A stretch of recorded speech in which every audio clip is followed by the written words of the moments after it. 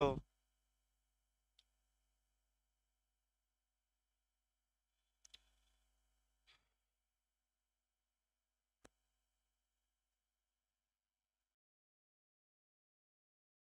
का स्टापेल शुरू करना है और यहाँ से आपका एक तो क्वेश्चन का मॉडल पहले बता दिया जाए, उसके बाद से आपका ये चैप्टर शुरू किया जाए और काफ़ी अच्छा चैप्टर भी है ये। आइए देखते हैं इसको। आपका स्टापेल से जो क्वेश्चन बना है, देखिए आपका छत्तीसगढ़ जे में भी बना था कि विबंध का मतलब क्या हुआ, ये आपका बना था। तो विबंध का मतलब या स्टापेल का मतलब ये हुआ कि विरोधी बात करने से क्या किया जाए, रोक दिया जाए, पूछा गया था।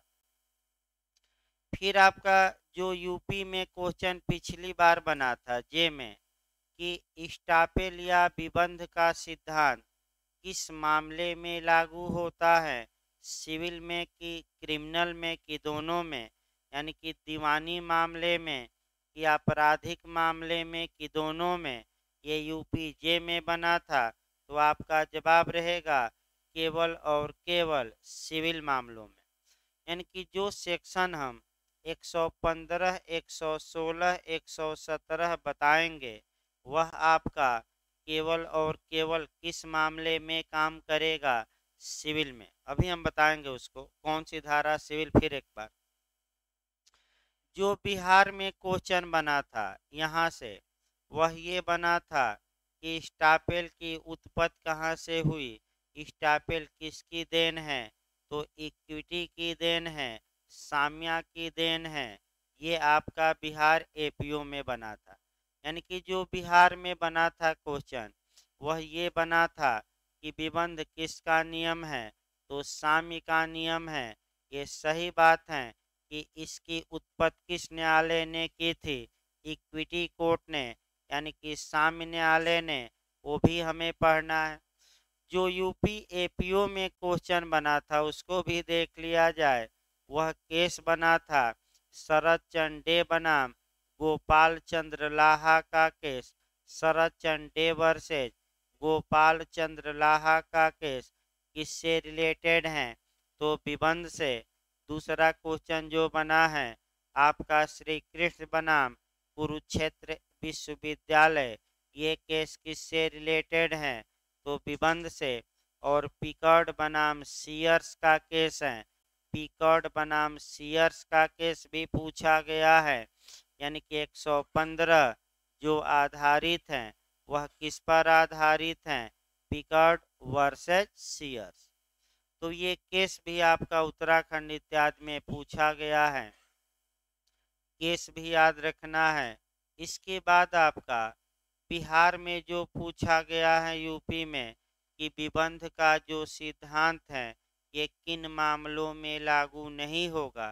फिर उत्तराखंड में प्रकार पूछा गया था। फिर बिहार में मेंस में भी प्रकार पूछा गया था। और उत्तराखंड में प्री में काइंड्स या प्रकार से क्वेश्चन बना है। यानी कि किस राज्य में कैसा क्वेश्चन बना है विबंध से, जो करेंट में बने हैं वह हम बताए, प्राचीन नहीं। जो यानी कि 2 साल के जो क्या बने हैं अंदर। तो प्रयास ये किया जाए कि हाँ, आपका जितने प्रकार से क्वेश्चन बने हैं शुरुआत किया जाए और एक एक छोटी छोटी बातों को लेकर चला जाए। देखिए, जहाँ तक स्टापेल शब्द की बात है, स्टापेल शब्द स्टाप से बना है और स्टाप का मतलब होता है रोक देना। रोक देने को ही हम आपका लीगल भाषा में कहते हैं विबंधित कर देना। तो अगर कोई पूछे कि विबंधित करने का मतलब क्या है, तो आप सतर्क रहिएगा। विबंधित करने का मतलब यही है कि क्या किया जाए, रोक दिया जाए, स्टॉप कर दिया जाए। तो भाई तमाम चीज़ों को रोका जाता है। पहले उदाहरण से समझिए, 2-4 उदाहरण। भाई गाड़ी को भी रोका जाता है, जानवरों को भी रोका जाता है। तो क्या यहाँ गाड़ी घोड़ा को रोका जाएगा, पशु पक्षियों को रोका जाएगा? नहीं। तो किसको रोका जाएगा? मनुष्य को रोका जाएगा। क्यों रोका जाएगा? अब ये जानना है। यानी कि अगर किसी व्यक्ति ने किसी तथ्य के बारे में कोई कथन किया है और बाद में वह उस कथन से मुकरना चाहता है, पलटना चाहता है या विपरीत कथन करना चाहता है, तो स्टापेल ये कहता है कि उसे मुकरने से विबंधित कर दिया जाएगा। यानी कि उसे उस बात से पलटने से क्या कर दिया जाएगा? रोक दिया जाएगा। यही स्टापेल हैं। इसका मतलब ये हुआ कि अगर किसी व्यक्ति ने किसी दूसरे व्यक्ति को किसी तथ्य के अस्तित्व में विश्वास दिलाया है और दूसरा व्यक्ति उस विश्वास पर कोई कार्य किया है, तो पहले व्यक्ति को अब अपने कथन से मुकरने से रोक दिया जाता है। इसी को शुद्ध भाषा में स्टापेल या विबंध कहा जाता है। तो विबंधित करने का अर्थ जानते रहिए। मुकरने से क्या करना? रोक देना। जहाँ तक इस सिद्धांत की उत्पत्ति की बात है, इस सिद्धांत की उत्पत्ति सर्वप्रथम पिकार्ड बनाम सीयर्स के वाद में की गई। 1837 का वाद है। लेकिन इसकी उत्पत्ति पहले देख लिया जाए और तब पहला केस बताया जाए। कौन सा पहला हम केस बताएंगे? Picard versus Sears. ये केस आपका पूछा जाता है कि पिकार्ड बनाम सीयर्स का केस किससे संबंधित है, तो क्या मार कर आएंगे? स्टापेल। देखिए आपका पहले भाई कम से कम एक उदाहरण बताया जाए जहां से मुकरने से क्या किया जाए, रोका जाए, फिर उत्पत्ति बता दी जाए, फिर आधार बता दिया जाए, तब हम केस पर आते हैं। पहले आपका केस न जानकर एक उदाहरण देखिए ताकि आपके दिमाग में बैठे, और तब सिविल क्रिमिनल दोनों बताना है। यानी कि एक एक क्रम से हम चलते हैं। तो सबसे पहले हम उदाहरण एक लेते हैं और वह उदाहरण लेते हैं टीपीए की धारा 43 से। अपने मन से नहीं हम बता रहे हैं। कौन सा उदाहरण है? ट्रांसफर ऑफ प्रॉपर्टी एक्ट की धारा कौन सी? 43, जो आपका फीडिंग द ग्रांट बाय स्टापेल यानी कि विलेख द्वारा विबंध का प्रावधान करती है। देखिए कैसे रोका जाएगा।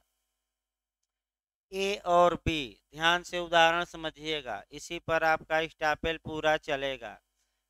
ए पिता है और बी आपका उसका पुत्र है।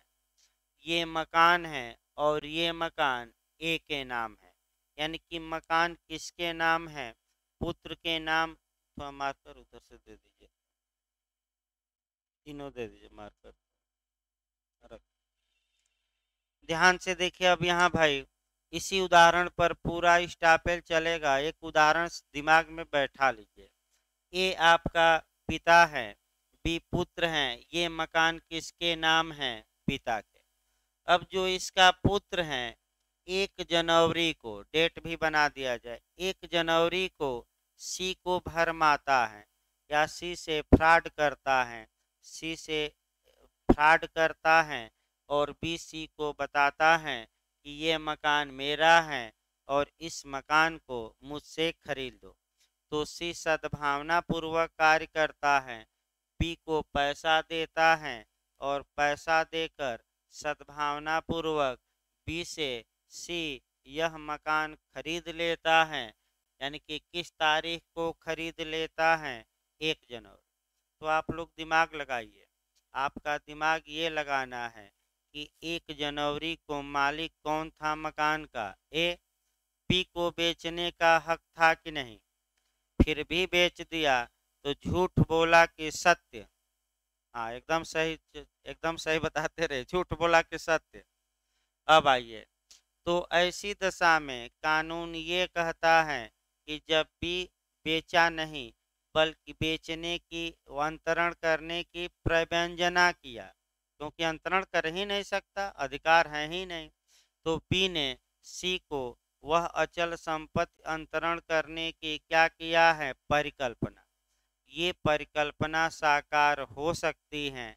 हाँ, ये जो बेचा है मौखिक नहीं बेचा है, किसके द्वारा? विलेख, लिख पढ़कर बेचा है। अब आइए, इसी बीच ए मर जाता है कुछ दिनों बाद, और ए की संपत्ति यह मकान किसके नाम हो जाता है?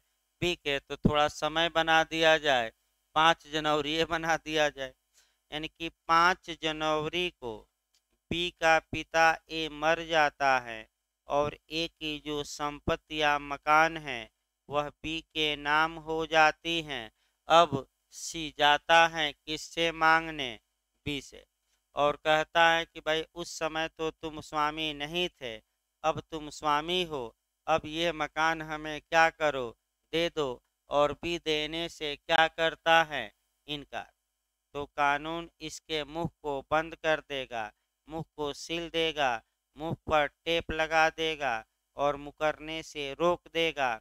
और अब बताइए, 1 जनवरी को यह झूठ बोला था कि सत्य? झूठ। और किस जनवरी को ये सत्य बोल रहा है कि हम मालिक हैं? अब 5 जनवरी। तो 5 जनवरी को कह रहा है कि तुम 1 जनवरी को खरीदे थे हेसी, मैं मालिक नहीं था, अतः तुम्हें प्रॉपर्टी नहीं मिलेगी। तो कानून यही कहता है कि जब एक बार आप झूठ बोले हो और उस झूठ पर दूसरा व्यक्ति बिलीव किया, विश्वास किया, अपनी हैसियत में परिवर्तन ला दिया, यानी कि बी 1 जनवरी को सी से झूठ बोला और सी इस झूठ पर क्या किया? विश्वास किया, और विश्वास करके अपनी स्थिति में क्या लाया? परिवर्तन। परिवर्तन मतलब कि ये मकान क्या किया? सी पैसा देकर खरीद लिया। तो स्टापेल ये कहता है कि अब बी को मुकरने से रोक दिया जाएगा, यानी कि जो झूठ वह 1 तारीख को बोला था, आज भी उसी झूठ पर कायम रहे कि ये संपत्ति मेरी है। अब ये नहीं कहने दिया जाएगा कि 1 तारीख को मैं झूठ बोला था। इसका मतलब ये हुआ कि विबंध के तहत जो माने झूठ को क्या मान लिया जाता है? सत्य। क्यों? यानी कि झूठ भी बोले हो, लेकिन उसी झूठ पर आज भी क्या रहो? कायम रहो। तुम्हें मुकरने नहीं दिया जाएगा, क्योंकि तुम्हारे झूठेपन के कारण दूसरा व्यक्ति अपनी स्थिति में क्या ला दिया है? परिवर्तन। ये याद रखिए, ये क्या है? स्टापेल। तो बताइए, ये माने मौखिक कहा गया था, ये बात की लिख कर कही गई थी? गई थी तो कौन सा विबंध का प्रकार हुआ? विलेख द्वारा विबंध, यानी कि स्टापेल बाई डीड। तो स्टापेल बाई डीड कहाँ दिया गया है? टीपीए में। अब याद कर लीजिए, फीडिंग द ग्रांट बाई स्टापेल कहाँ है? तो आपका 43। एक क्वेश्चन और टीपीए का तैयार। अब इसी उदाहरण को अब इसी को हमें लेकर चलना है। अब एकदम आपका उत्पत्ति से हम बताते हैं। इस सिद्धांत की उत्पत्ति कहाँ से हुई? बिहार अभी पूछा गया था। इस सिद्धांत की उत्पत्ति इक्विटी कोर्ट ने किया, साम्य न्यायालय ने किया। अब साम्य न्यायालय होते क्या थे? एक क्वेश्चन यहाँ से भी आपका निकालना है, और 2 मिनट अब हमें क्या बताना पड़ेगा? Equity court. देखिए ध्यान से भाई, साम्य की उत्पत्ति बिहार कई बार बनाया है, रोम में होती हैं और रोम के प्रेटरों द्वारा हुई। तो रोम के जो प्रेटर थे, इस समय के जो मुख्य न्यायिक मजिस्ट्रेट हैं, यानी कि चीफ जुडिशियल मजिस्ट्रेट हमारे यहाँ के हैं, मुख्य न्यायिक मजिस्ट्रेट या सीजीएम होते हैं, उस समय रोम में उन्हें क्या कहा जाता था? प्रेटर।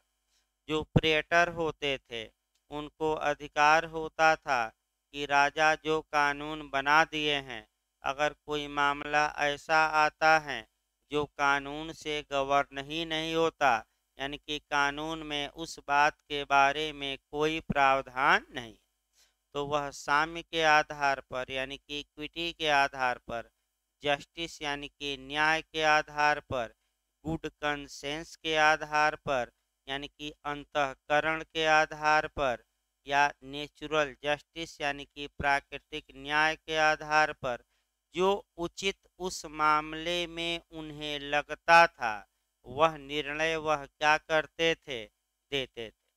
तो बिहार का 3 क्वेश्चन इस वाक्य में निकला। पहला क्वेश्चन आपका कि आपका साम्य की उत्पत्ति किस देश में हुई? रोम में। साम्य के जन्मकर्ता कौन व्यक्ति थे? प्रेटर। और आपका साम्य इस बार जो आया था इक्विटी किस पर आधारित है?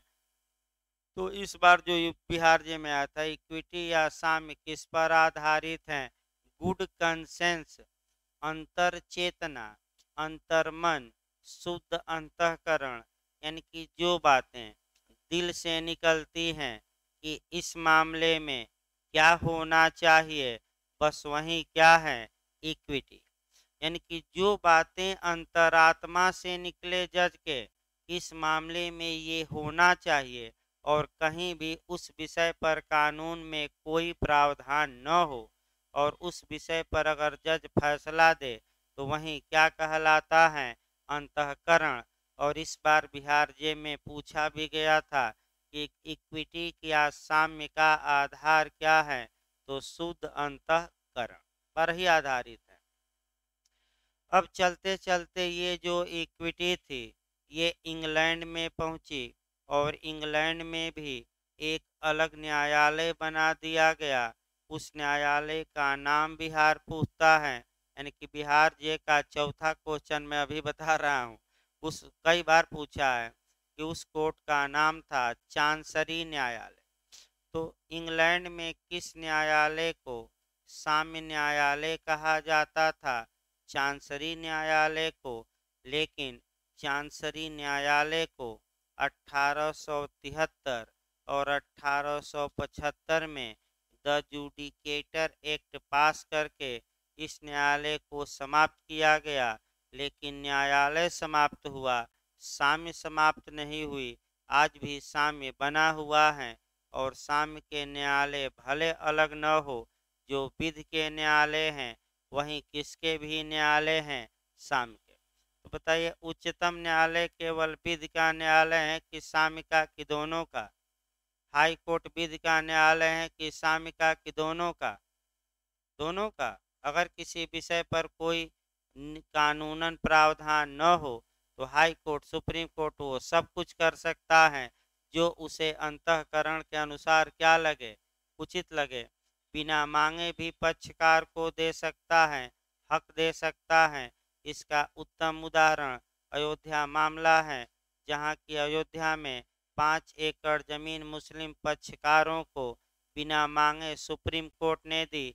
तो ये किसके तहत दी? विधि के तहत नहीं, बल्कि किसके तहत? साम्य के तहत। साम्य मने समता, समता मने क्या लाया जाए, बराबर।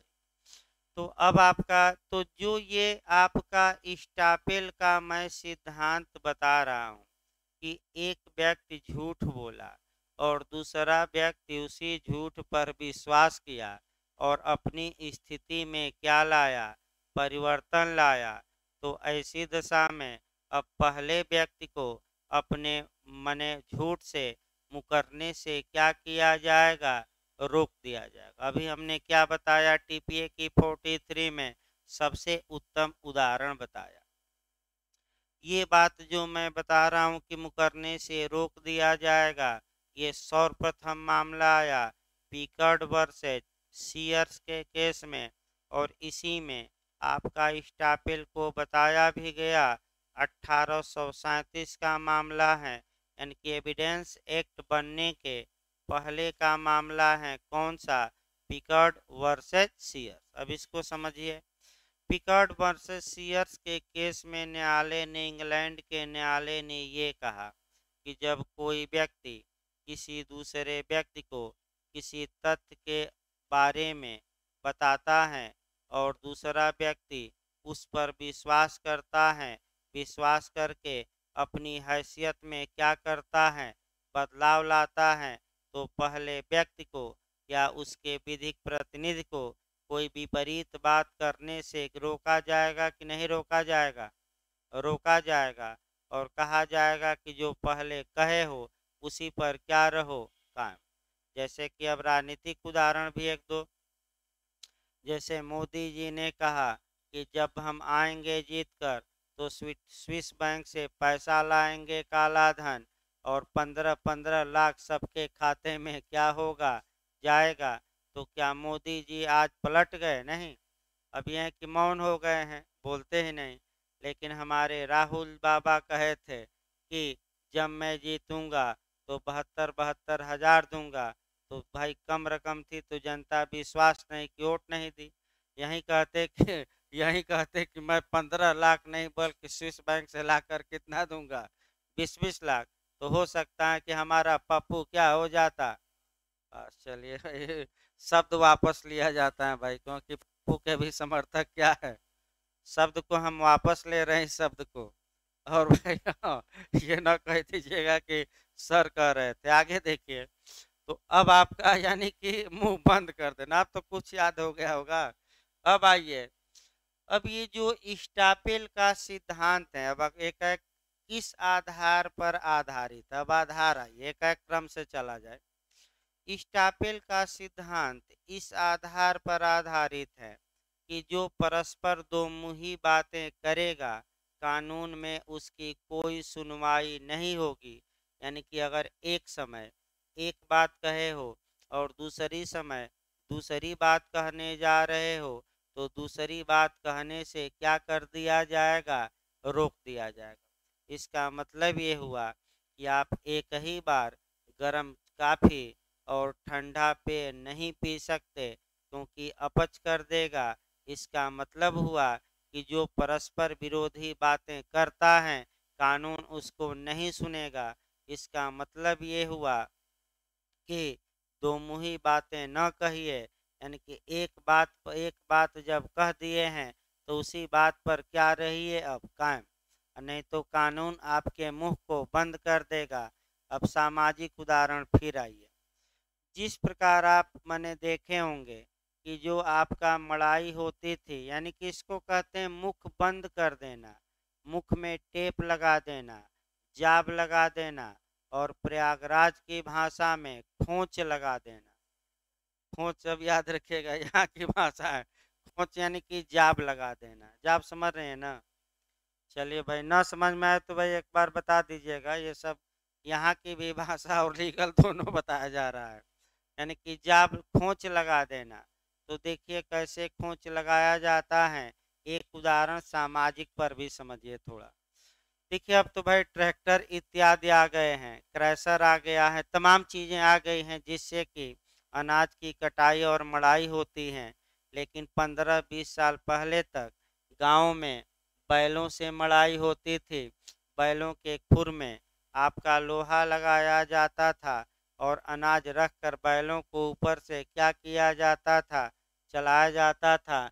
एक बैल क्या हुआ कि अनाज फाँक लिया मैंने अनाज खा लिया एक बार, तो खा लिया तो उसके मुख में क्या लगा दिया जाता था, खोंच लगा दिया जाता था। जब उन्होंने कि एक बार खाए हो तो दोबारा खाने का मौका दिया जाए कि नहीं, नहीं दिया जाए। वहीं तो स्टापेल हैं कि एक बार बोले हो तो दोबारा विपरीत बात बोलने का मौका दिया जाएगा कि नहीं, नहीं दिया जाएगा। अब आधार भी बता दिए गए।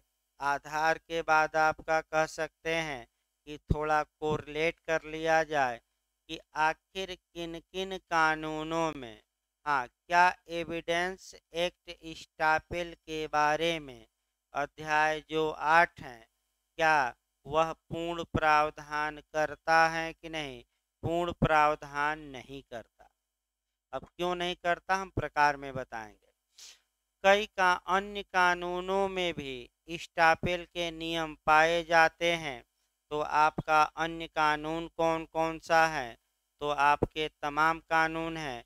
सबसे अच्छा आपका पार्टनरशिप एक्ट में भी पूछा जाता है। आपका 28 धारा है, व्यपदेशन का सिद्धांत। यानी कि तमाम कानूनों में भी आपका जो स्टापेल के सिद्धांत हैं वह बिखरे पड़े हैं और उसमें पाए जाते हैं। अब आइए स्टापेल के बारे में आपका सिविल मामले में ही लागू होगा, क्रिमिनल में नहीं। तो फिर एक बार याद करके धारा जाइएगा। देखिए आपका पूछा भी गया ये सामान्यतः साक्ष्य अधिनियम जो आप लोग पढ़ रहे हैं, यह सिविल और आपराधिक दोनों मामलों में समान रूप से लागू होता है। यानी कि ये नियम सिविल में भी लागू होते हैं और यही नियम किस में, आपराधिक में भी। ये पूछा जा चुका है। लेकिन साक्ष्य अधिनियम की 6 धाराएं केवल सिविल में और 6 धाराएं केवल आपराधिक में। इसका मतलब ये हुआ कि अगर साक्ष्य अधिनियम की हम 12 धाराओं को निकाल दें तो 12 धाराओं के बाद जितनी भी धारा बचे वो सभी धाराओं के नियम दीवानी मामलों में भी लागू होते हैं और किस मामले में, आपराधिक में, सब में एक समान। लेकिन अब 6 धाराएं कौन हैं, तो यहाँ से भी क्वेश्चन बनता है कि कौन सी धाराएं केवल सिविल मामलों में लागू होती हैं और कौन सी केवल आपराधिक मामलों में। ये लिस्ट याद करके जाइएगा, यहाँ से भी एक क्वेश्चन निश्चित बनता है। तो सिविल मामले में आपका एक तो धारा 23, दूसरा धारा 52, तीसरा धारा 55, इसके बाद स्टापेल 115, 116, 117। कितनी धाराएं हो गई जो केवल सिविल मैटर में लागू होंगी, रट कर जाइएगा। कौन कौन सी धारा, 23, 52, 55, 115, 116, 117, रट कर जाइए। आपराधिक मामलों में देखिए 6 धाराएं ऐसी हैं जो केवल किस मामलों में लागू होगी, आपराधिक। रट्टा मारकर जानना है। एक 30 हो गया, फिर आपका 53 हो गया, 53A हो गया, फिर 54 हो गया, 105 हो गया, 111A। अभी देखिए आपका बिहार में 105J में पूछा गया था, 53A आपका यूपी एपीओ और यूपीजे दोनों में पूछा गया था। और धारा 30 आपका बहुत अच्छा क्वेश्चन कहाँ बना था, बिहार में। तो 6 धाराएं केवल किस मामले में, आपराधिक, और 6 धाराएं केवल सिविल। तो स्टापेल का सिद्धांत किस मामले में लागू होता है, केवल सिविल। इतना याद रखिए। अब आइए, क्यों आपराधिक मामलों में ये लागू नहीं होता, सिविल में लागू होता है। अर्थात आपराधिक मामलों में अगर कोई अभियुक्त अपना अपराध स्वीकार कर लिया है तो बाद में उसे मुकरने से रोका जाएगा कि नहीं, नहीं रोका जा सकता। वह संस्वीकृति से क्या हो सकता है, मुकर सकता है। जबकि सिविल मामलों में मुकरने से क्या किया जाएगा। अब ध्यान समझिए, अगर कोई अभियुक्त अपने द्वारा किए गए अपराध को स्वीकार करता है तो क्या बाद में उससे मुकर सकता है कि नहीं, मुकर सकता है। क्यों, क्योंकि स्टापेल का सिद्धांत आपराधिक मामलों में लागू नहीं होता। इसको कहते हैं प्रत्याहारी संस्वीकृति। बिहार में पूछा गया था कि एक अभियुक्त हैं, अब संस्वीकृति किया और बाद में उस संस्वीकृति से मने भिन्न कोई कथन करता है तो इसे नाम क्या दिया जाएगा, तो नाम याद रखिएगा, प्रत्याहारी संस्वीकृति, मुकरी हुई संस्वीकृति, वापस ली गई संस्वीकृति, यही नाम है। नाम भी याद रखना, क्या कहा जाएगा, प्रत्याहारी या मुकरी हुई या वापस ली गई। नाम पूछा गया था बिहार में। अब आइए आगे बढ़ा जाए। अब स्टापेल के प्रकार पर आ जाइए। जहाँ तक विबंध के प्रकार हैं, प्रकार से भी एक क्वेश्चन बनता है। विबंध आपका शुद्ध रूप से 3 प्रकार का होता है। तीनों प्रकार अच्छे से जानना है। और एक और प्रकार है जो प्रकार तो नहीं है लेकिन जबरदस्ती न्यायालय ने उसे भी प्रकार माना है और वहीं उत्तराखंड पिछली बार बना था, तो वो भी डिटेल में पढ़ना है। पहले देखिए तीनों प्रकार जो लीगल तौर पे हैं। पहला आपका जो प्रकार है अभिलेख द्वारा विबंध। कौन द्वारा? अभिलेख या अर्ध अभिलेख, ये पहला आपका प्रकार है।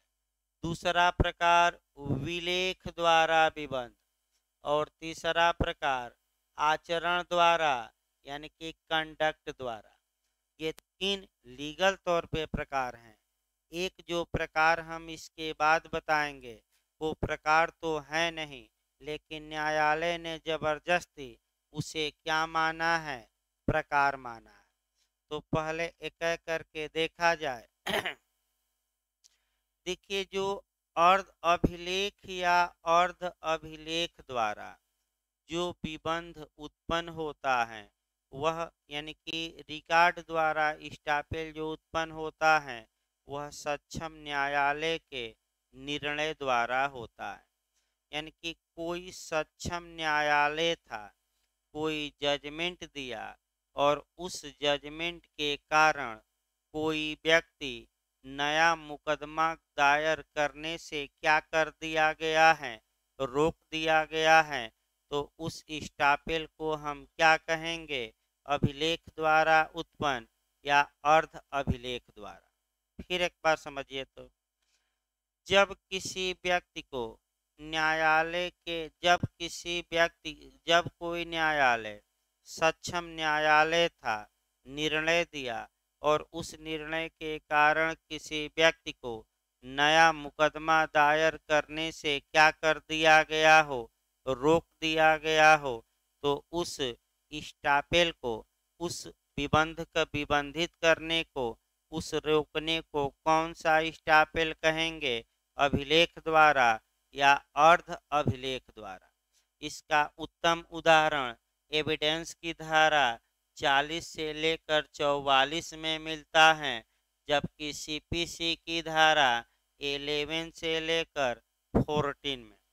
यानी कि एविडेंस की धारा जो 40 से लेकर 44 तक दी गई है वह शुद्ध रूप से अभिलेख या अर्ध अभिलेख द्वारा उत्पन्न विबंध हैं, और जो सीपीसी की धारा 11 से लेकर कहाँ तक प्रावधान है आपका 14, 11 में रेह जुडिकेटा है। तो जो रेह जुडिकेटा के कारण कोई व्यक्ति नया मुकदमा दायर करने से क्या कर दिया जाता है? रोक दिया जाता है। तो उस विबंध को हम क्या कहेंगे? अभिलेख या अर्ध अभिलेख। अब ये समस्या दो शब्द आया, अभिलेख द्वारा विबंध कब कहा जाएगा, अर्ध अभिलेख द्वारा कब कहा जाएगा? ये इंटरव्यू में पूछा गया है और अब इस पर गौर करिए। चाहे अभिलेख द्वारा विबंध हो या अर्ध अभिलेख द्वारा विबंध हो, ये दोनों स्टापेल सक्षम न्यायालय के पूर्ववर्ती निर्णय से ही उत्पन्न होते हैं, इसमें कोई शक नहीं है। लेकिन एक पॉइंट याद रखिए, यदि न्यायालय का निर्णय जजमेंट इन पर्सोनम है, पर्सोनम यानी कि हम क्या बता चुके हैं? व्यक्ति बंधी। तो ऐसा निर्णय जो व्यक्तिबंधी या पर्सोनम टाइप का हो, उससे उत्पन्न विबंध को हम कौन सा विबंध कहेंगे? अर्ध अभिलेख द्वारा उत्पन्न विबंध। और न्यायालय का ऐसा निर्णय जो जजमेंट इन रेम हो, यानी कि लोकलक्षी हो, सर्वबंधी हो, विश्वव्यापी हो, जजमेंट इन रेम हो, उस निर्णय से उत्पन्न विबंध को हम क्या कहेंगे? अभिलेख द्वारा उत्पन्न विबंध। तो आपको मैं बता भी चुका हूँ कि एविडेंस की केवल एक ही सेक्शन है जहाँ जजमेंट इन रेम या लोकलक्षी निर्णय, विश्वव्यापी निर्णय या सर्वबंधी निर्णय का प्रावधान है, और वह कौन सी धारा है? 41। कौन सी धारा? तो आप लोग बताइए, कितने विषय पर दिए गए निर्णय? कितने विषय दिए गए? बताया गया था ना, 4। कौन कौन से? प्रोवेट, दिवाला, नवाधिकरण, विवाह। इस पर अंतिम निर्णय दिया गया हो कि अंतरिम? अंतिम। सक्षम न्यायालय ने दिया हो कि अक्षम? तो इस कारण से दूसरा वाद दायर करने से कोई व्यक्ति रोक दिया गया है, तो उसको हम क्या कहेंगे? कौन सा विबंध? अभिलेख द्वारा। अन्य जितने भी आएंगे वो क्या कहे जाएंगे? अर्ध अभिलेख। फिर एक बार समझिए, आपका जो जजमेंट इन रेम होता है उससे वह निर्णय पूरे विश्व के प्रति लागू होता है, और जो जजमेंट इन पर्सोनम या व्यक्तिबंधी होता है उससे केवल पक्षकार और उसके हित प्रतिनिधि बाध्य होते हैं, थर्ड पर्सन से उसका कोई मतलब नहीं। ये जो विबंध का प्रकार है ये एविडेंस में नहीं दिया गया है। फिर एक बार याद रखिए, यानी कि एविडेंस की धारा 115 से लेकर 117 तक में क्या ये विबंध का प्रकार समाहित है? नहीं। अर्थात एविडेंस विबंध के बारे में पूर्ण प्रावधान नहीं करता, क्योंकि ये जो विबंध है ये तो कहाँ दिया गया है? एविडेंस की किस धारा से किस धारा तक? रटिए, 40 से 44। सीपीसी में 11 से कहाँ तक? 14। क्या ये एविडेंस से गवर्न होगा कि नहीं? एविडेंस एक्ट से नहीं।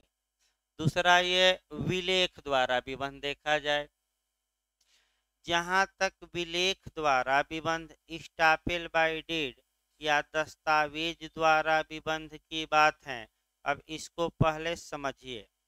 जब कोई व्यक्ति कोई बात किसी दस्तावेज में लिखा है और बाद में वह उस दस्तावेज में लिखी गई बातों से मुकरना चाहता है, तो ऐसी दशा में कानून उसे उस दस्तावेज में लिखी गई बातों से मुकरने से क्या करता है? रोक देता है। लेकिन कहाँ लिखा है? मौखिक नहीं, कहाँ लिखा है? दस्तावेज में। तो इसको हम एक लाइन में क्या कहते हैं? तो विलेख द्वारा विबंध। इसका उत्तम उदाहरण टीपीए की कौन सी धारा अभी बताई गई? 43। अब कहिए तो फिर से उदाहरण बताया जाए, नहीं तो पहले ही हम उदाहरण।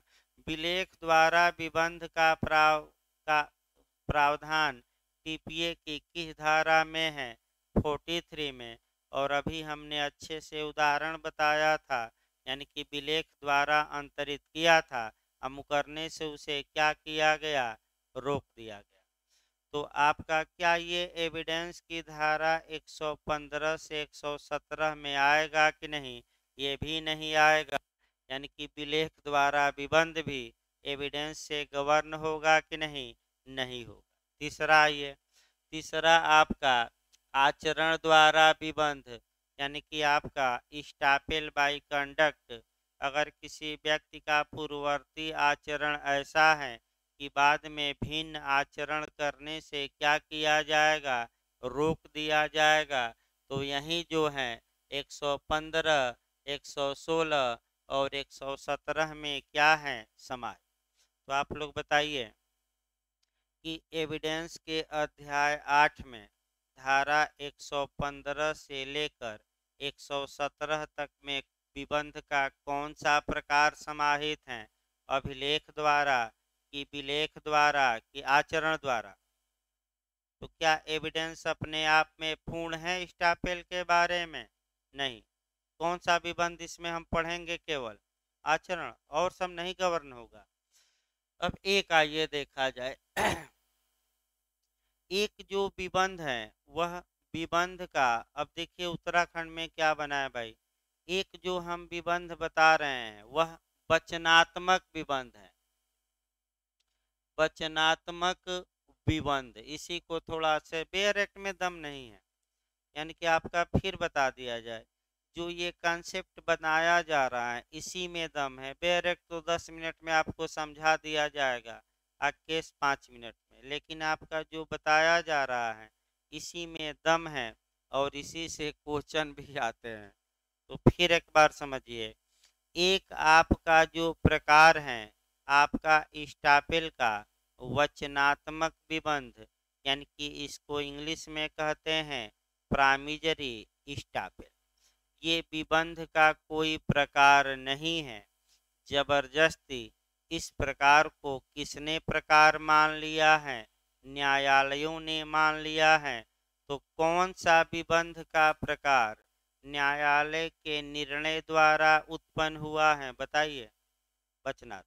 ठीक, कौन सा विबंध नया विबंध कहा जाता है, वचनात्मक। विबंध का अर्ध रूप कौन है, वचनात्मक। मानद विबंध कौन है, वचनात्मक। अर्ध विबंध का अर्ध रूप कौन है, वचनात्मक। क्वासी आपका स्टापेल किसे कहा जाता है, अर्ध विबंध। क्वासी स्टापेल किसे कहा जाता है, वचनात्मक। सामयिक विबंध किसे कहा जाता है, वचनात्मक। तो आपका ये पूछा गया उत्तराखंड में। एक तो इक्विटेबल स्टापेल पूछा गया है, और भी कौन सा नया विबंध है ये भी पूछा गया उत्तराखंड में। तो क्या मार्क कराएंगे, वचनात्मक। तो आखिर वचनात्मक विबंध है क्या, ये किस केस में उत्पन्न हुआ, तो अच्छे से याद रखना है। केदारनाथ बनाम गौरी मोहम्मद का केस। कौन सा केस, केदारनाथ बनाम गौरी मोहम्मद का केस याद करना है। और देखिए अच्छे से आपका इस विबंध में होता क्या है, ध्यान से देखिएगा भाई। अब उतना नहीं बताया जा सकता डिटेल में, नहीं तो और बताया जाता, लेकिन एक उदाहरण बनाया जाए और वचनात्मक विबंध को क्या किया जाए, आपका समझाया जाए। एक और लाइन याद रखिए, ये विबंध का जो रूप है ये सरकार के विरुद्ध भी लागू होता है। ये यूपी एपीओ में आया कि कौन सा विबंध सरकार के विरुद्ध भी लागू होता है, वचनात्मक। भाई कौन सा विबंध, तो आइए देखिए। एक आपका शिक्षा मित्रों का मामला बताया जाए, थोड़ा मैंने आपका जो करंट मामले हैं। सरकार ने शिक्षा मित्रों की यूपी में नियुक्ति की और ये वादा किया कि हम कुछ समय बाद आपको रेगुलर टीचर बना दें। तो शिक्षा मित्र में लोग भर्ती हुए। सरकार के वचन के आधार पर लोगों ने अपनी जवानी बर्बाद कर दी और क्या बन गए, शिक्षा में। तो अगर सरकार 5 साल बाद मुकरना चाहेगी कि नहीं हम आपको टीचर नहीं बनाएंगे, तो शिक्षा मित्र क्या करते, कोर्ट में जाकर सरकार को मुकरने से क्या कर देते, रोक देते। लेकिन सरकार नहीं मुकरी। अब ये है कि भाई जो रेगुलर बीएड किए हैं वह चले गए कोर्ट में और कहे कि हजूर ट्रेंड शिक्षक होने चाहिए। आपका आपका बिना ट्रेनिंग के शिक्षक कहाँ से, शिक्षक वही होगा जो क्या होगा, ट्रेंड होगा। तो हाई कोर्ट ने कहा कि हाँ ट्रेंड होना चाहिए और शिक्षा मित्रों की नियुक्ति निरस्त कर दिया। अब शिक्षा मित्र बेचारे कई तो आत्महत्या कर लिए, कई अपना छोड़कर कोई कारोबार कर लिए। यानी कि तत्पश्चात शिक्षा मित्रों ने इस हाई कोर्ट के फैसले को चुनौती दी सुप्रीम कोर्ट में। सुप्रीम कोर्ट में फिर आपका सरकार भी शिक्षा मित्रों के साथ थी, लेकिन जो विपक्षी जो बीएड किए थे वो नहीं थे, और सुप्रीम कोर्ट में वो भी पैसा लगा कर लड़े।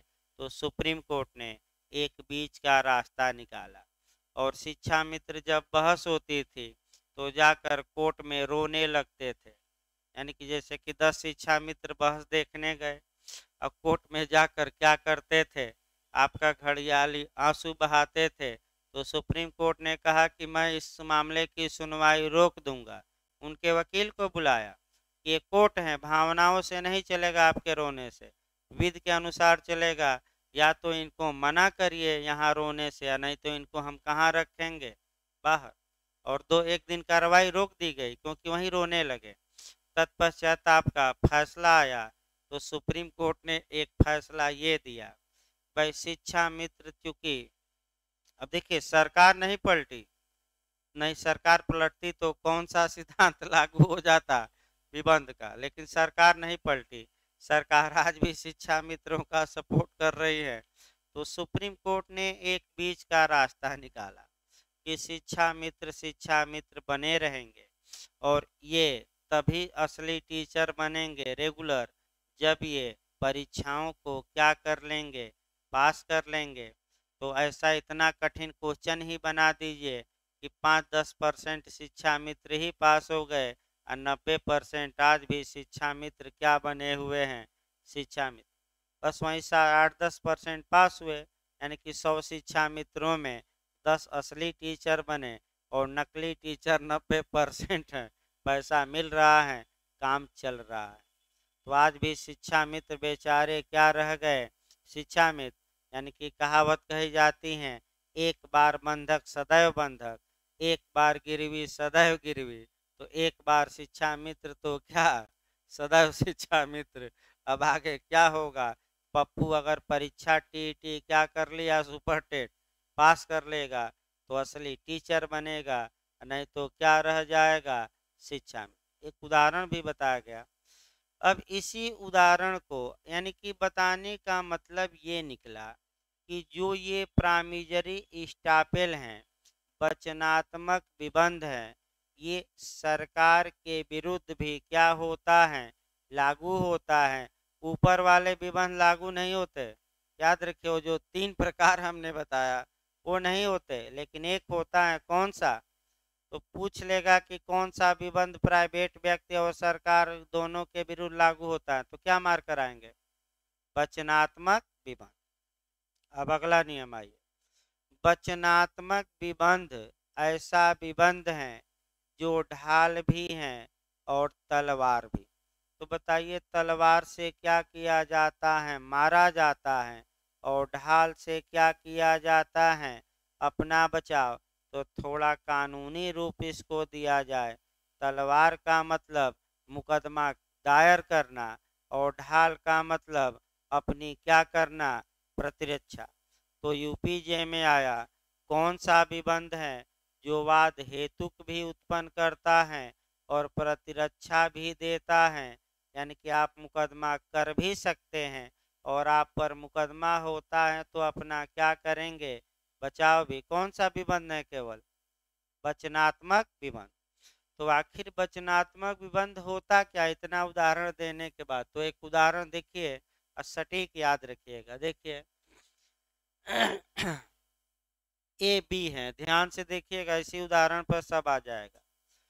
ए गया बी से, ये कहा कि हम एक सराय बनाएंगे, सराय यानी कि जहां लोग आकर ठहरें। एक ए ने सराय बनाने की सोचा, बी से गया चंदा मांगने। ध्यान से देखिए, तो बी ने चंदा 501 रुपया चंदा देने का वादा किया। तो बताइए, किसने चंदा देने का वादा इस उदाहरण में किया है, क्या ए ने अपनी तरफ से कोई वादा किया है कि हम सराय बनाएंगे ही नहीं, लेकिन किसने चंदा देने का वादा कर दिया है, बी ने। अब यानी कि एक पक्षकार वचन देता है और उस वचन पर दूसरे पक्षकार को कोई क्या करना है, कार्य। तो बताइए, इस उदाहरण में आप लोग खुद बताइए, किसने वचन दिया है, क्या देने का, और किससे किसको कार्य करना है। तो जब तक ए कार्य शुरू नहीं कर देता सराय के निर्माण की दिशा में, जब तक कि कोई कार्य शुरू नहीं कर देता, तब तक कौन मुकर सकता है अपनी बातों से, बी। लेकिन जैसे ही ये सराय बनाने की दिशा में ईंट पत्थर बालू सीमेंट गिराकर खोद कर दीवार शुरू कर दिया, अब बी को पलटने का मौका नहीं दिया जाएगा। अब भी बाध्य हो जाएगा कि वह 501 रुपया क्या दे, चंदा। अब देखिए होता क्या था, ये अभी काम ही नहीं किया और न ही कोई काम किया सराय बनाने में, और जाकर बी को परेशान करता था कि चंदा दो चंदा दो। तो आप लोग बताइए, क्या ऐसी दशा में बी चंदा देने के लिए बाध्य है कि पहले ए को अपनी हैसियत चेंज करनी पड़ेगी। तो एक को हैसियत चेंज करने के लिए क्या करना पड़ेगा, सराय बनाने की दिशा में कोई क्या करना पड़ेगा। और जब तक एक कोई कार्य नहीं करता, कौन मुकर सकता है चंदा देने से। तो बी के पास कब तक मौका है, और जैसे कब ये बाध्य हो जाएगा, जब ए क्या करे, हाँ, कार्य करना प्रारंभ कर दे। किस दिशा में, हाँ, बस यही क्या है, यानी कि वचनात्मक विबंध। अब किसी को समस्या हो तो बताइए। ये जो विबंध उत्पन्न हुआ, ये किसका अपवाद है, ये कॉन्ट्रैक्ट में पूछा जाता है। तो ये धारा 25 का अपवाद है, यानी कि प्रतिफल के सिद्धांत का वचनात्मक विबंध क्या है, अपवाद। कॉन्ट्रैक्ट की कौन सी धारा का, 25 का। उतना न जानिए, हम बता दिए एक लाइन। अब उतना न याद हो तो कोई बात नहीं है। इस प्रकार आपका जो ये प्रकार था वह समाप्त हुआ। अब आपका बेयर एक्ट देखा जाए, और बेयर एक्ट में आइए इसी एक उदाहरण हम लेकर चलेंगे, और उसी पर पूरा बेयर एक्ट हम क्या करेंगे, समझाएंगे। देखिए भाई, उदाहरण वही टीपीए की धारा 43 का फिर बनाते हैं, ध्यान से देखिएगा।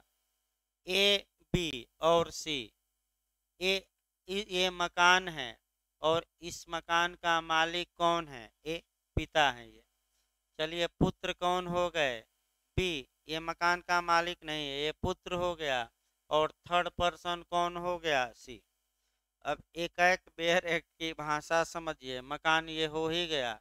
अब देखिए 115 निकाल लीजिए, और इसी उदाहरण पर मैं बता दूं, पूरा बेयर एक्ट मत दिया जाएगा, कोई भी उदाहरण देने की आवश्यकता ही नहीं है, क्योंकि ये जो उदाहरण है बहुत सटीक उदाहरण है 115 का। तो भाई 115 का शब्दशः देखा जाए और बेयर एक्ट कैसे पढ़ा जाता है, ये भी थोड़ा गुण सीखिए। देखिए भाई, स्टापेल विबंध, देखिए आपका, जबकि एक व्यक्ति ने अपनी घोषणा कार्य या लोप द्वारा।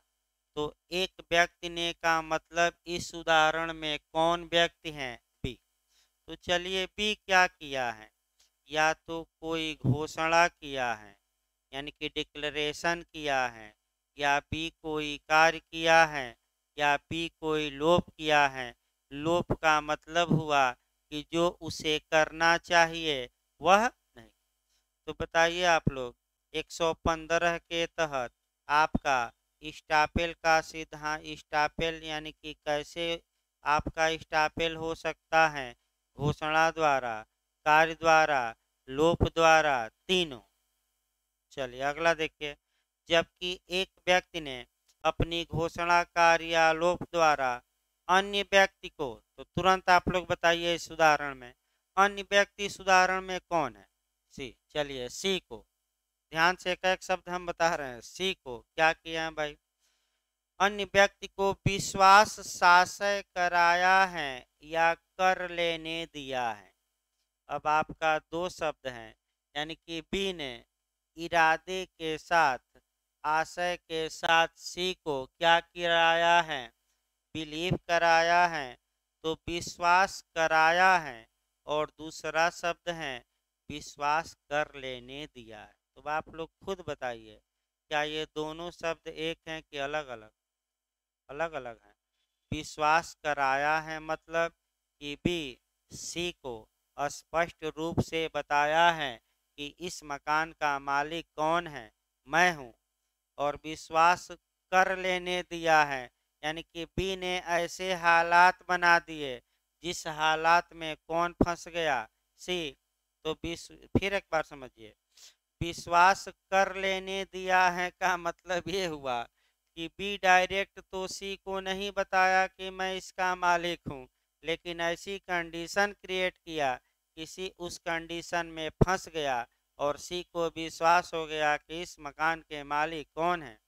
अब आइए इसको देखा जाए, सी अपना पता करने गया भाई मकान के बारे में, तो बी अपने आदमी खड़ा किया था पूरी तरह आपका, और जितने लोग सी से मिले वह बी के जासूस थे, और सभी ने बताया कि मकान बहुत अच्छा है, बहुत बरकत तुम्हारी होगी, और इसका मालिक कौन है, बी है। तो बताइए, विश्वास कराया कि हालात ऐसे पैदा कर दिया कि सी विश्वास कर ले। एक में तो स्वयं कराया और दूसरे में क्या, हालात। देखिए अगला शब्द, कि कोई बात सत्य है। अब कोई बात सत्य है तो क्या, कौन सी बात सत्य है, इस उदाहरण में बताइए। कोई बात सत्य है तो कौन सी बात सत्य है, विश्वास करा दिया कि इस मकान का मालिक क्या हूँ मैं। ये बात सत्य है। किसने विश्वास सी को करा दिया? नहीं, बी ने, या विश्वास करा लेने दिया। अब आगे देखिए, और ऐसे विश्वास पर कार्य कराया या करने दिया है। अब अगला पॉइंट, जब सी को विश्वास हो गया, बी ने विश्वास करा दिया, तो सी ऐसे विश्वास पर कार्य किया या बी ने सी को कर लेने दिया। किया का मतलब खुद किया, कर लेने दिया यानी कि सी बार बार बी से पूछता है कि हम ये कर ले, लेकिन बी रोका नहीं, जबकि बी वास्तविकता जानता था कि इसके मालिक कौन है, ए। यानी कि इसका मतलब ये हुआ कि सी ने अपनी हैसियत में क्या लाया? परिवर्तन। तो कैसे परिवर्तन लाया? सी बी पर विश्वास किया और ये जो मकान था यह सी ने खरीद लिया। तो सद्भावना में खरीदा कि दुर्भावना में? सद्भावना में। और आपका पैसा फ्री में खरीदा कि प्रतिफल देकर? फ्री का काम नहीं चलेगा, क्या देकर? प्रतिफल। अब अगला शब्द देखिए भाई, यानी कि बी सी ने अपनी हैसियत में क्या किया है? परिवर्तन। हैसियत मैंने अपना चेंज कर लिया। तब न तो उसे और न उसके प्रतिनिधि को अपने और ऐसे व्यक्ति के या उसके प्रतिनिधियों के बीच किसी वाद या कार्यवाही में उस बात की सत्यता का प्रत्याख्यान करने दिया जाएगा। प्रत्याख्यान मतलब इनकार करने दिया जाएगा। यानी कि इसका मतलब ये हुआ, अब न तो बी को और न ही बी के हित प्रतिनिधियों को, अगर बी और सी में मुकदमा होता है या बी के विधिक प्रतिनिधि और किसके विधिक प्रतिनिधि आपस में लड़ते हैं, सी को, तो क्या बी को अपनी पुरानी बात से मुकरने दिया जाएगा कि नहीं? प्रत्याख्यान करने दिया जाएगा कि नहीं? नहीं दिया जाएगा। और अगर बी मर गया तो बी के विधिक प्रतिनिधियों को क्या बी द्वारा कही गई बातों से मुकरने दिया जाएगा कि नहीं दिया जाएगा? नहीं दिया जाएगा। तो तुरंत एक पॉइंट और बना लेना है कि जो स्टापेल का सिद्धांत होता है वह आपका उससे कौन बाध्य होता है? तो पक्षकार होते हैं, उसके विधिक प्रतिनिधि होते हैं कि समस्त संसार होता है? तो कौन बाध्य हुआ कि मुकरने से? किसको रोका गया? आप लोग खुद बताइए भाई। बी को रोका गया और बी के उत्तराधिकारियों को, क्या पूरे संसार को रोका गया? तो एक पक्षकार को रोका गया कि दोनों को? इस उदाहरण बताइए, बी को रोका गया किसी को? भाई आखिर मुकरने से को रोका गया है कि बी को? बी को। तो एक पक्षकार को रोका गया कि दोनों पक्षकारों को? एक। किसको केवल? तो विबंध का सिद्धांत लागू होता है। पक्षकार, उनके हित प्रतिनिधि, दोनों, इनमें से कोई नहीं। तो अब क्या मार कर आएंगे? दोनों। क्योंकि स्पष्ट अब किसको मुकरने से, प्रत्याख्यान करने से रोक दिया गया? बी को। अब कोई समस्या हो तो बताइए, क्योंकि एकदम हम जो टीपीए की धारा कौन थी 43, उसी पर हमने क्या किया? पूरी कहानी को मथ दिया और एक एक शब्दों को हमने आपको बता भी दिया। अब देखिए आगे स्टापेल के 115 के बाद आइए, तब केस बताया जाएगा। अभी एक लेक्चर और कल चलाएंगे लास्ट में भाई, आईपीसी रोक कर। अब क्या किया जाए, थोड़ा समय ले लिया स्टापेल। अब ये है कि भाई शॉर्टकट में हम बता देते, उसका भी कोई मतलब नहीं है। अब केस बता दिया जाए तब आपका आगे बढ़ा जाए। जो पूछे जाते हैं, एक दो केस हम और बताएंगे। पहला केस याद रखिएगा, कौन सा? पिकर्ड वर्सेस कौन सा केस है? सीयर्स का। जो दूसरा आप केस याद रखिएगा, शरद चंद डे वर्सेस गोपाल चंद लाहा, पिछली बार एपीओ में आ चुका है। हाँ, शरद चंद डे है, नोट्स में देख लीजिएगा, सब नोट्स में है। इसके बाद आपका आता है नबा किशोर वर्सेस उत्कल यूनिवर्सिटी, यानी कि नबा किशोर बनाम उत्कल विश्वविद्यालय का केस आता है। इसके बाद जो आता है लीडिंग केस आता है श्री कृष्ण बनाम कुरुक्षेत्र विश्वविद्यालय। अगर दूसरा पक्षकार माने साधारण जानकारी से, अगर साधारण उद्यम से सच्चाई जान लेता तो ऐसी दशा में आपका कह सकते हैं कि स्टापेल का सिद्धांत लागू नहीं होगा, माने वह कपट नहीं माना जाएगा। तो देखिए तमाम उदाहरण हैं, यानी कि उदाहरण आपका सैकड़ों हैं। देखिए तो कोई आए हैं, बता दीजिए, बैठे 5 मिनट। देखिए सैकड़ों उदाहरण आपका स्टापेल से मिलते हैं, लेकिन 2-3 उदाहरण अच्छे अच्छे, क्योंकि अब समय नहीं है ज़्यादा, नहीं तो मैं 8-10 उदाहरण मैं बताता हूँ, लेकिन समय अभाव के कारण 2-3 पर ही बस करना है। कल आपका फिर बता दिया जाए, कल जो लास्ट पीरियड रहेगा उसमें एविडेंस आपका पढ़ाया जाएगा। मैंने लास्ट आईपीसी अभी कल रोक देंगे ताकि 91-92 भी अच्छे से क्या हो जाए। तो लास्ट में देखिए आज एक बार अच्छे से जानिए इस उदाहरण को। श्री कृष्ण बनाम कुरुक्षेत्र विश्वविद्यालय, खूब पूछा जाता है ये भी। इस केस में हुआ क्या, एक विद्यार्थी था श्री कृष्ण, वह एलएलबी फाइनल ईयर का विद्यार्थी था। जब परीक्षा फार्म वह भरा तो उसकी उपस्थिति वास्तव में कम थी, अटेंडेंस, तो वह कॉलम ही छोड़ दिया और अपना फार्म क्या किया, विश्वविद्यालय में जमा कर दिया। विश्वविद्यालय ने एडमिट कार्ड जारी कर दिया। पूरी जब परीक्षा वह दे चुका, जब रिजल्ट देने की बारी आई तो विश्वविद्यालय ने उसका रिजल्ट ही रोक दिया और कहा कि तुम कपटी हो, यानी कि तुम फ्रॉडिया हो, फार्म भरने में क्या किए हो, फ्रॉड किए हो, मुकदमा भी किया और उसका रिजल्ट भी क्या किया, रोक दिया। श्री कृष्ण चलते चलते हाई कोर्ट में हार गया तो पहुंचा सुप्रीम कोर्ट।